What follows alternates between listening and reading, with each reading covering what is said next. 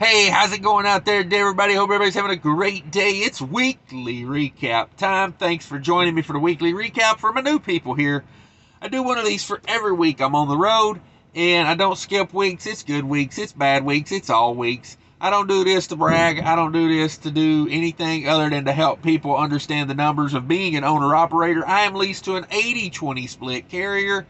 No, I do not talk about my carrier. It does not really benefit me any.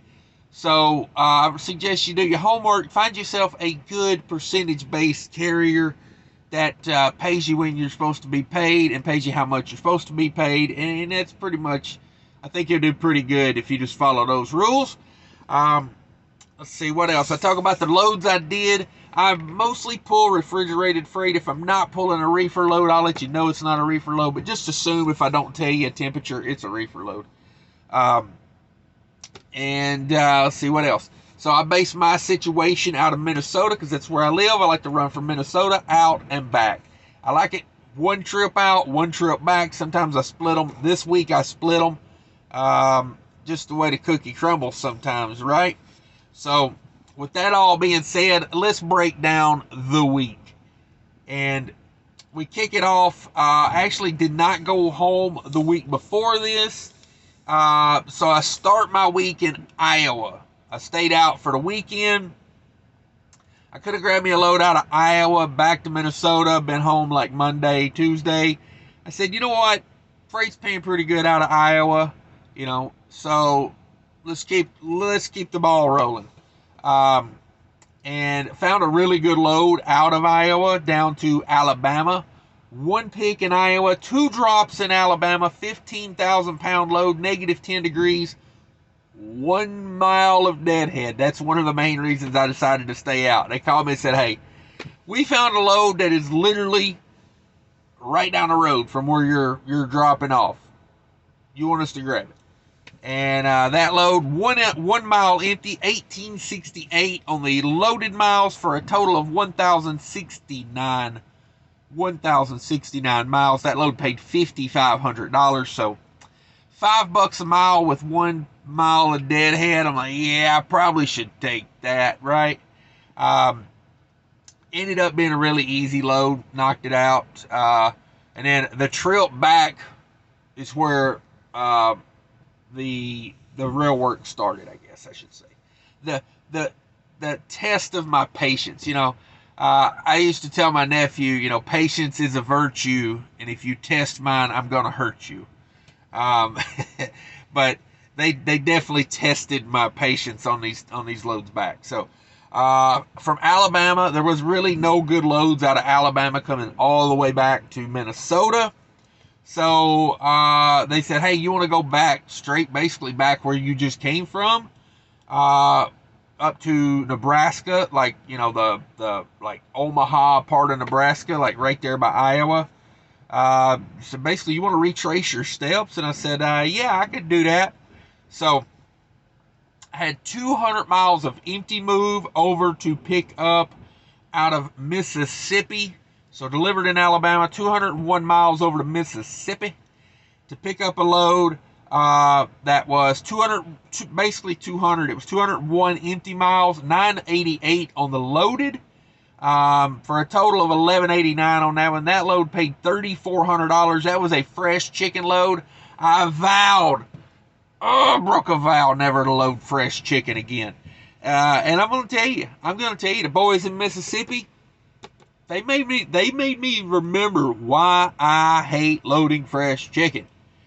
I get there, they say, hey, your product ain't done yet, even though I had a delivery, I had a pickup window, mind you. I had a pickup window from 8 a.m. to 5 p.m. I literally showed up at 4:30 p.m., right at the end of the window. Your product still ain't done. So imagine how mad I would have been if I'd have showed up at 8 o'clock in the morning. That's not even a half of it. 16 hours it took them to load that. Oh, I was so mad. I was so mad. I did get $300 on a layover pay on that. So that was the only thing that kept me sane, is the broker did say, hey, we don't know what's going on. And I told the guy in the office that booked that for me, I told him I don't want to load fresh chicken, and he said, I do this load every week on this day, every week. I can't remember, I think it was a Wednesday. He's just got a standing order that every Wednesday, it's a brokered load, but he takes it every Wednesday. So I said, okay, you've got a lot of experience on this, so I'll do it just because of that. So he's like, yeah, it never takes more than a couple hours. I was like, oh, wait a minute. We're talking about me, okay, not anybody else. We're talking about me loading fresh chicken. Yeah, so 16 hours, $300. The broker did give me $300 layover on that. Or I guess I should say I earned $300 a layover on that. Nobody gave me nothing. And my carrier does not, like on most, like layover and detention, I get that straight up, no percentage taken out of it. Now, sometimes if it's like, I don't know, there's times where they do and there's times where they don't. I don't mind if they take their 20% out of it because, we're still putting hours on the reefer sitting there. I'm still using, I'm kind of, I've got their equipment. To me, it's not the end of the world if they take the 20%. On the grand scheme of thing, that 20% ain't moving the needle a lot. So, but on that, they just put that on there straight through to me. And that load took me back up to Nebraska. So then we come out of Nebraska, and we're looking for a load back home to Minnesota. It's like Tuesday, Wednesday at this point. So I get a load 143 miles away, coming right back to Minneapolis. I deadhead 143 miles to get it. It's 259 loaded miles for $1,400. It's pretty damn good on the loaded side. 402 total miles. It paid $1,400. Here's where the problem starts on this load. So on this load, I show up at 11 a.m. for that pickup. Right on time. I mean, spot on 11 o'clock I show up. Miss Americode tells me, your appointment is for 11 p.m., not 11 a.m. Whoo! That's why we use military time, right, kids? Yes. I guess the broker put it in as 11. Should have put it in as 2300. But anyway, the guy, here's the beautiful part of that. The broker that set all that up was actually out of the office that day. So there was like a backup guy in the office, and he couldn't get a hold of the main guy to ask him, what are we going to do? I told him, I'm not waiting 12 hours for free. Like, it's not my screw up. I'm like, I'm 250 miles from the house. I'm about to put her in the wind. Finally get a hold of the broker that messed it up. And he says, what would it take for you to sit there for 12 hours?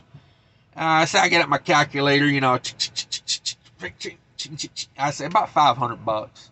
And he says, all right, let's go ahead and do it. So that added $500 to the week. And again, that passed straight through from the carrier, no 20% out of that. And that was actually not a bad load. 28 degrees, 7,000 pounds. Now the load of chicken was like 25 degrees or 26 degrees. 40,000 pounds. Come on, it's fresh chicken. They're going to load it to the hills. But for the other two loads were like 10,000 pounds and under. So that was really good. That really helped my fuel economy out for the week. So let's go over the numbers. Let's break it down, the money of it. Gross revenue for the week, $10,300. My 80% of $10,300 is $8,240, $8,240.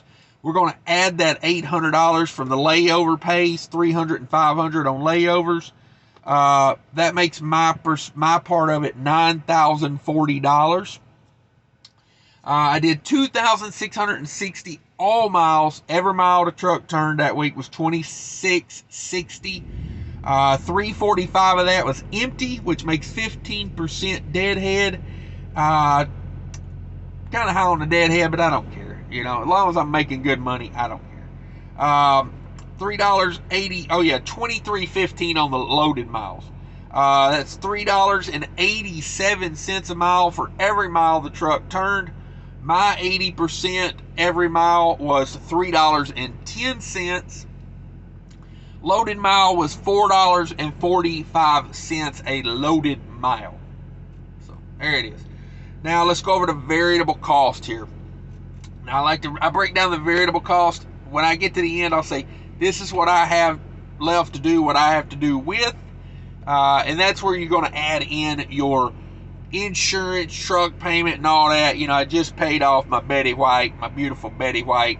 I know you see other people trying to call their trucks Betty White, but believe me, I was the first to do it. I did it before it was cool. But anyway, I got her paid off last November, so I don't have a truck payment. You know, you just have to factor in stuff. That's why I go over the variable costs for you. So let's go over those variable costs. I got a pretty fuel efficient operation here with this 2016 Cascadia. I just keep putting money into the fuel economy. And my thing is, I like to snowball the money for the fuel savings. And what I mean by that is, I put on one part, makes my fuel economy go up a little bit. I take that savings and I put it back into more fuel economy, or at least a part of it. And then as I get better fuel economy, I add something else. You know, mesh mud flaps are a cheap way to start. Don't buy those ones that freaking Loves for $50 a piece. You're going to have a hard time getting return on investment for a $50 mud flap. I suggest you buy them, like, you see them online for like 25 to 30 bucks a piece. I bought mine at the Sauk River Travel Center, or whatever the hell it's called, up there in Minnesota off 94. They're like 26 bucks a piece for mesh mud flaps there. And then they're the thick ones, the ones that I think last a lot longer. So yeah, do it that way. Try to get them for like 60 a pair, not 50 a piece. Come on. And then mesh mud flaps save you a little bit. Maybe throw some wheel covers on there. Just kind of build it over time is my thought. Return on investment. I'm not willing to put something on there that costs like $1,000 because I'm like all else fails. Maybe won't get my return on investment on that. I'm looking at stuff for the trailer right now. That little smart trucking system's pretty slick, but it's about $1,000. And I'm thinking to myself, like, and I'm talking about the one that goes on the back of the trailer, not the under tray. The little, the little, like the new style of wings, basically. I'm looking at those. That's like $1,000. And then I got to looking at the eco fins, the air tabs. I guess air tabs, I guess the patent went off of those because other people are making those now and calling them different things. But you can get the eco fins, which is basically an air tab, on eBay for about $2.85, $3 a piece with shipping, somewhere in that ballpark. I'm looking at that. I'm like, I could put those around the back of the trailer and get the same effect as the trailer tail smart system for about a quarter of the price. So that's the way I'm going with it. But anyway, fuel economy is on everybody's mind right now. Let's face it. There's only a couple things you can do about it. Number one, buy your fuel cheaper. Mudflap, come on, in the description down below. Check it out. Use my promo code. Get yourself $10. Gets me $10.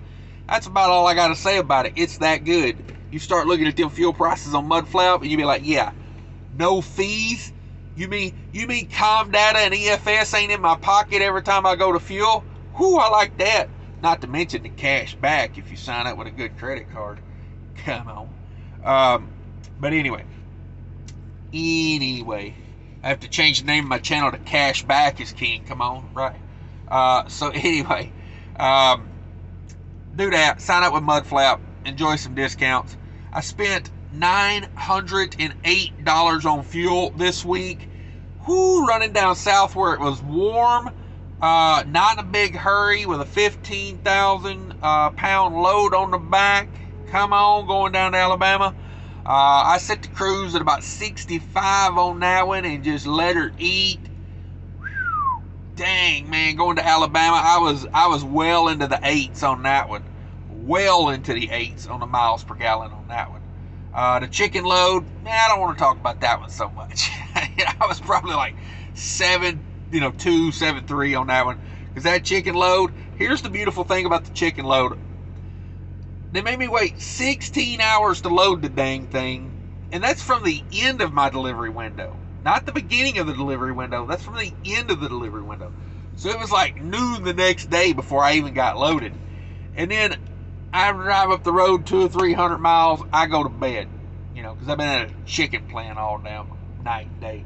And let's face it, you don't sleep good at those places. It stinks. There's a lot of trucks coming and going, a lot of noise. Just wasn't a good place to sleep. So I went up the road, like, I drove about halfway there, maybe a third of the way there. Went to bed. Broker calls me the next morning. Can you deliver that load today? I'm like, man, come on. You guys screwed up loading it. And then I got to pay the cost to get it there today. And I did want it off my damn trailer. I'll be honest with you, I did. So I hustled it. I ran her at 70 mile an hour. I got her there. I called them, they said, when can you be there? I said, 9 p.m. I said, and if I get there and nobody knows I'm coming, I'm going to be, that $300 is going to go up. Like, you know, I'm not playing. So, and luckily for me, I showed up at 9. I showed up about 8 o'clock, and they actually knew I was coming. Like, they actually knew I was coming. It was a good thing. So, that one I don't want to talk about the fuel economy so much on. The one back up from Iowa to Minnesota, 7,000 pounds in the box. You know, no big hurry. No big hurry on that one. So good fuel economy there as well. I spent $9.08 on diesel that week. Now I did start with a full tank, so I will tell you these variable costs. This is what I bought, not what I used. So I don't know, like, I don't keep up with what I used as far as, like, for the week. I only look at what I bought. So that's how I do it. So $908 I spent on diesel, which was really good fuel economy. I mean, you know, I just did a 1,500 mile trip, and I used, like, yeah, I spent way more on fuel than that. So got out cheap on fuel that week. And also remember, this is about 2 weeks behind. So fuel was $6 cheaper per gallon. I mean, it does. I know I'm exaggerating, but it seems like it goes up a dime a day these days. And I don't see any end in sight on that. So fuel economy and Mudflap. That's your only 2 ways out of this alive. But anyway, 908 on diesel, 150 on reefer. Yeah, started with an empty tank that week and finished with a full tank, and bought a lot of reefer fuel that week. A lot of reefer fuel. $0 in def. Just didn't buy any that week. Started with a full tank, finished with an empty tank. Now I know the starting of the next week I had to, like, stop and immediately fill that thing up. I don't like letting my def go below a quarter of a tank. Most of the time my def will never go below a half of a tank. But I was just not in a good spot to buy def, you know. It's like $13 on a scale. I did scale the chicken load. The other two were too light to even worry about. Variable cost, $1,071. We bring over the 8240 from my 80%. We add the $800 of layover to that. And that makes my total $9,040 for my part of the gross. And we subtract the $1,071. And that leaves me $7,969. $79.69 to do what I have to do with. And overall, a good week, a stressful week on sitting around waiting to get loaded. But honestly, I don't let that get to me anymore. You know, I've been doing reefer for a good 5-7 years. Hell, I don't know how many years it's been now. I've been doing it a long time. I've got the hang of it now. You know, just you know, kick back, binge watch some Netflix. You know, get your numbers right. You know, I always see people complaining about they got too much time waiting here, waiting there, and it's like there's always something to do. You know, in this truck, I cook. You know, I do my taxes. I clean. You know, there's always something to do in this truck. So, you know, watch some Netflix, watch some Prime Video, watch some freaking YouTube. Come on. Always something to do in the truck. So other than that, really good week money wise. Fuel. Let's talk about fuel for a minute. You know, get back on that for a minute. I mean, it went up 20 something cents just last night, and it went up like 15 cents over the weekend. So you know, like I said, I bought fuel for this trip I'm on now, about a 1,500-mile trip, and I spent almost as much on this one trip as I did this whole week right here. Like, fuel is literally up probably $1 from this week here. And this was like early February this week. So, it's crazy. It's just crazy. But that's the world we live in. We can't complain about the prices. Well, we can complain about it, but we can't do anything about it, right? Only thing we can do is get better fuel economy. And, you know, because I'm predicting we're going to see like $8, maybe $10 a gallon for diesel by the end of the year. I hate to even say it because, you know, it might come true, but I think $10 a gallon. You know, think about that. If you've got a truck that gets 5 miles per gallon, you're going to be paying $2 a mile for diesel. So, fuel efficiency, guys. Work on your fuel efficiency. That's all we can do. Use that Mudflap. Thanks for watching, everybody. If you made it this far, give me that thumbs up. Thanks a bunch. Think about subscribing. Take care of each other.